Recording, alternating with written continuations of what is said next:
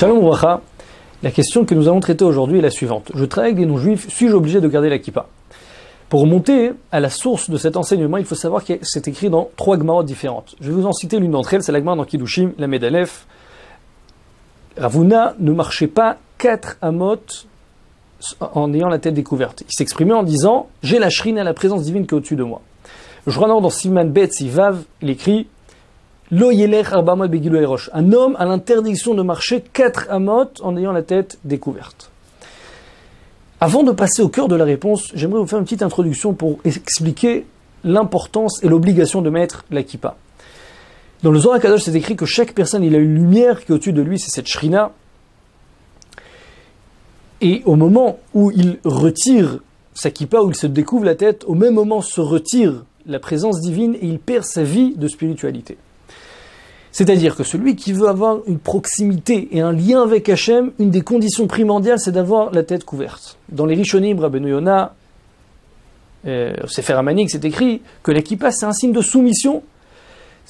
La kippa est là pour me faire prendre conscience que ce monde-là n'est pas livré à lui, il n'est pas livré à lui-même.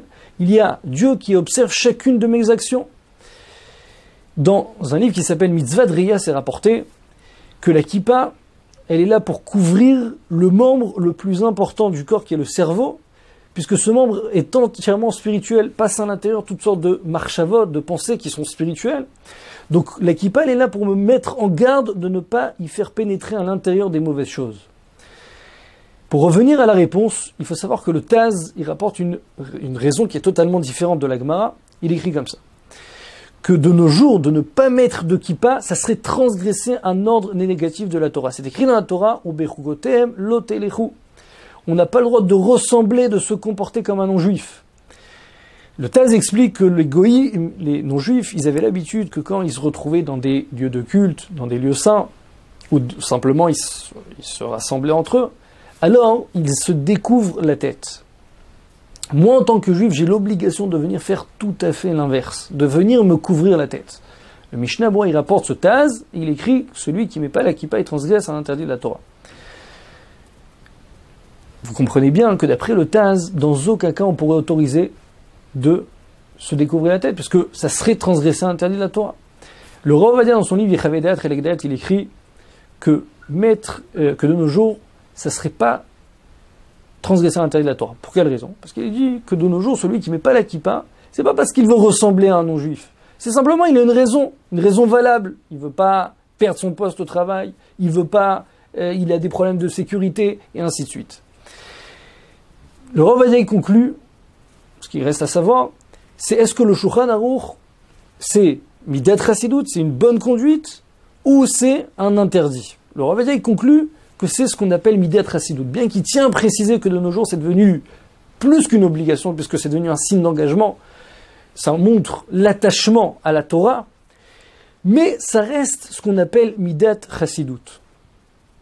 Pour revenir à la question, quelqu'un qui travaille avec des non-juifs, alors ça va dépendre.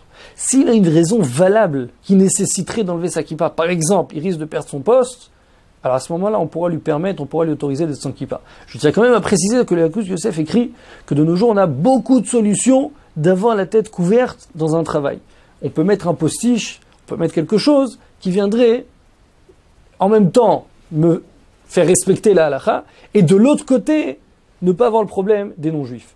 Maintenant, si c'est simplement une raison qui est un peu légère,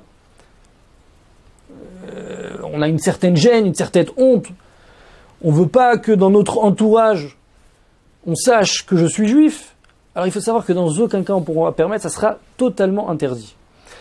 Pour terminer, celui qui ne sait pas estimer, il ne sait pas évaluer exactement si, pour lui, ça nécessite obligatoirement d'enlever la kippa, ou si il est vraiment obligé, alors à ce moment-là, le mieux à faire, c'est de prendre conseil avec une autorité rabbinique pour qu'il puisse lui faire prendre une bonne décision, que Dieu puisse nous aider à nous guider dans le droit chemin. Bracha ve'atzlacha.